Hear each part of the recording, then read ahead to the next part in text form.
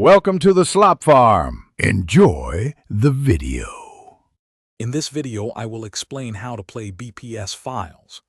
BPS, or Binary Patching System. Files are small data packages designed to modify existing game ROMs. Think of them as instructions that tell your computer how to transform one file into another.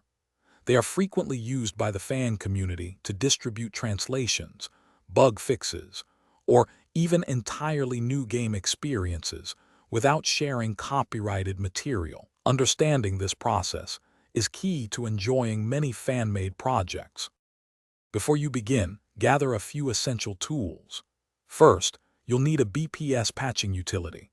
Popular choices include Floating IPS for Windows or Beat for various operating systems. Second, locate the specific unpatched original game ROM file that the BPS patch is designed for. It is crucial that your ROM matches the patch's exact version and region, as even a slight mismatch can cause the patching process to fail. Finally, have a compatible emulator ready to play your newly patched game. Now let's apply the BPS patch. First, launch your BPS patching utility.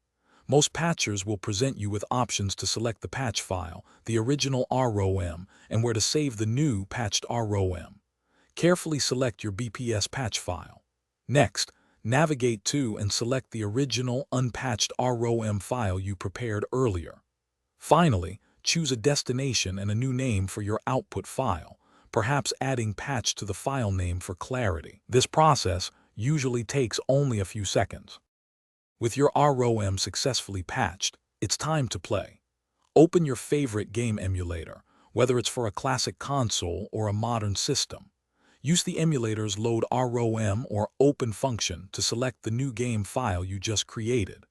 Once loaded, start the game and confirm that the patch has taken effect, perhaps by checking for a new title screen or translated text. You are now ready to dive into your enhanced or translated gaming adventure. Have fun! Thanks for watching. Consider subscribing if we helped you today.